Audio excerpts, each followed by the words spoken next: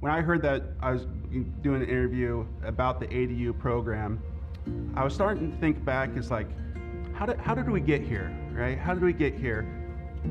And what I found out when it comes to any big initiative, it always takes leadership. And what I've realized when it comes to government is getting on the same page with everyone is the first step in good leadership, right? It's been great to be able to come up with this ADU program and all the work that's gone into it. I think what's really great is actually seeing the results, actually seeing an ADU built and it's changed someone's life, someone's living in it. And so it's one thing to talk about, but I think we should go and check one out and see what it's the difference it's made in someone's life. Let's do it.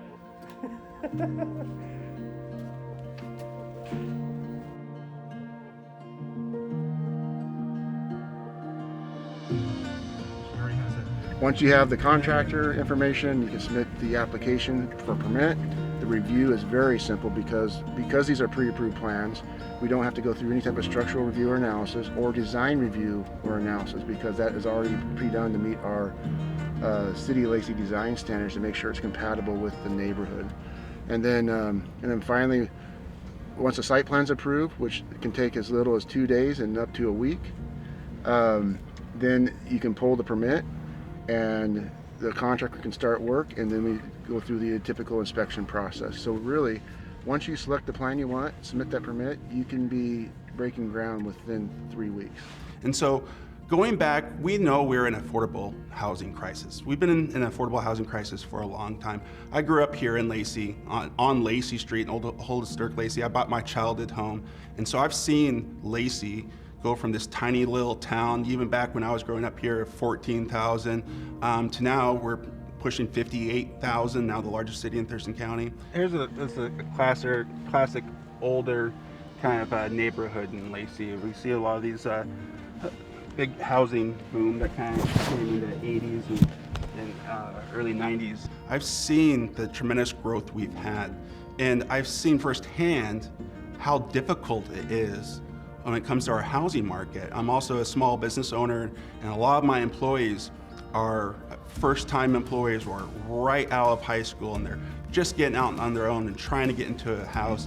These houses that are mostly single-story. Here's Muir Court right here.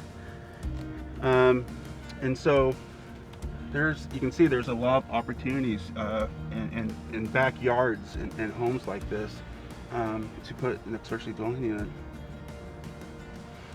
And I think it's right in front of us. Straight ahead. There is Betty right there waving us in. There she is.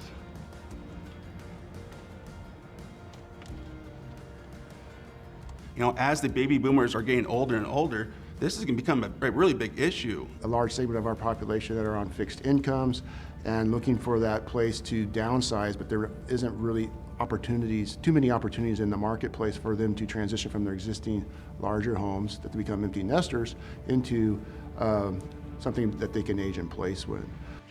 So this is 480 square feet of ADU. Wow.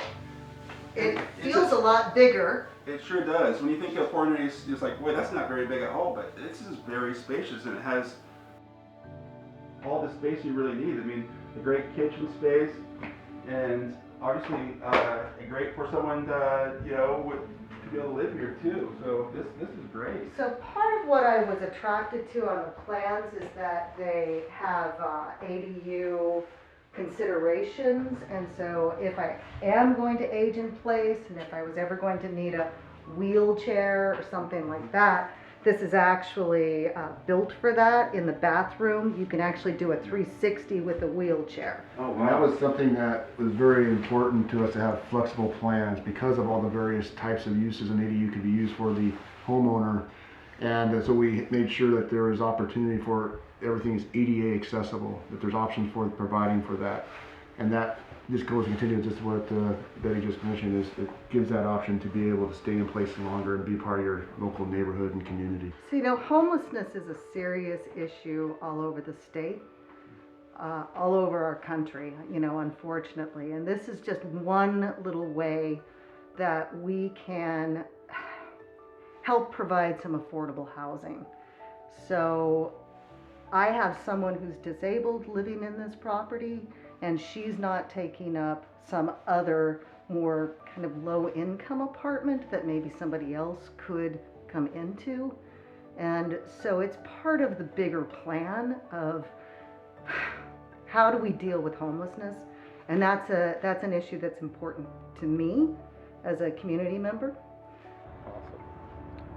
And this is exactly when we were thinking about this program early on, the type of person who we'd love to take advantage of it. You know, we've talked about that already. Is like this is a great opportunity for someone to, number one, be able to age in place, but that additional rental income is really important. And so you're getting rental income, but you're also offering some more affordable housing. So it's a win-win for the community, which is, you know, why we're so excited about starting this program to begin with.